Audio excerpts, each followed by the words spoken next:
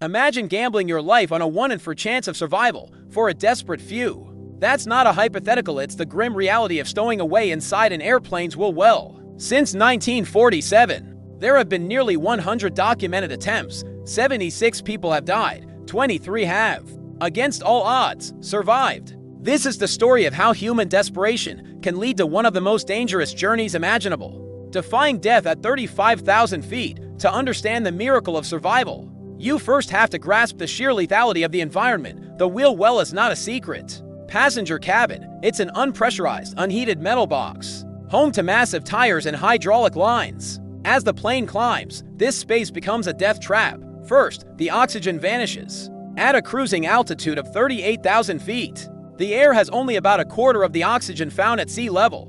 Without supplemental oxygen, a human will lose consciousness in less than a minute. Then comes the cold. Temperatures plummet to a bone-chilling -50 or even -60 degrees Celsius. That's colder than the harshest winters in Antarctica. Frostbite is almost immediate, followed by lethal hypothermia, and if that wasn't enough, there's the constant danger of being crushed by the retracting landing gear or being flung out by turbulence. So how does anyone survive this? The answer lies in a strange, terrifying biological phenomenon that scientists call human hibernation. The extreme cold and lack of oxygen can sometimes trigger a coma-like state. The body's metabolism slows dramatically. The heart rate drops to near zero, and the brain's demand for oxygen plummets. The stowaway essentially becomes frozen in a state of suspended animation, preserved until the plane begins its descent. As the aircraft descends into warmer, oxygen-rich air, the body can, in rare instances, slowly reawaken. It's not a strategy, it's a terrifying biological lottery, and in 2014,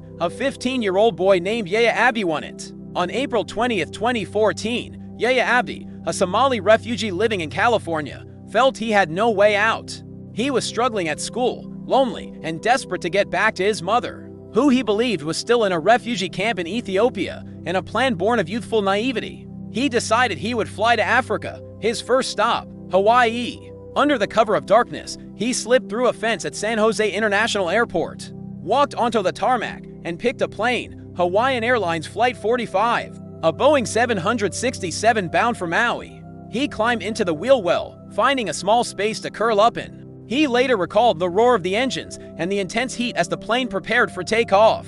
But as the jet soared into the sky, the cold and lack of air quickly took over. He blacked out.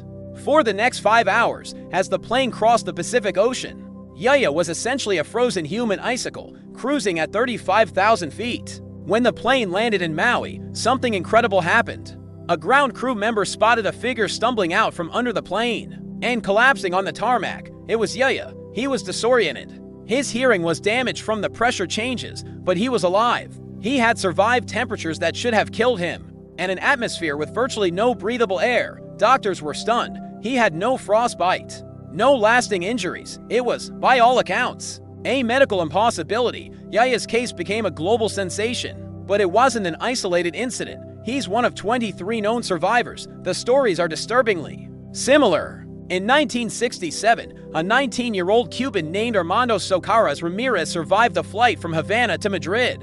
He suffered severe frostbite but walked away. In 2021, a man was found alive after a flight from Guatemala to Miami, and just last year, another man miraculously survived an 11-hour journey from South Africa to Amsterdam, discovered in the nose wheel well. These aren't daredevils or thrill seekers. A look at the data reveals a heartbreaking pattern. The vast majority of stowaways are young men from countries torn apart by conflict, poverty, or political instability. They are fleeing violence, seeking asylum, or, like Yahya, desperately trying to reunite with family. Stowing away in a wheel well isn't a choice, it's a final, desperate gamble when all other doors have been slammed shut. The 76 deaths are a stark reminder of the tragic human cost of a world with closed borders. In the wake of Yahya Abdi's incredible journey, airports around the world, including San Jose, beefed up their perimeter security with more fencing, patrols, and sensors. The FAA highlighted the dangers and investigated ways to make wheel wells impossible to access.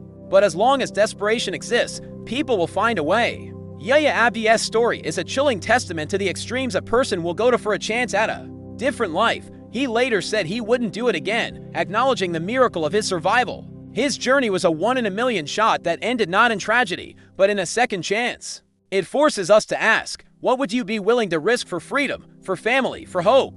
For a few, the answer is everything. Thank you so much for watching. These stories are a powerful reminder of the human stories behind the headlines. If you found this video insightful, please consider liking and subscribing for more deep dives into incredible events. Stay curious, and we'll see you in the next one.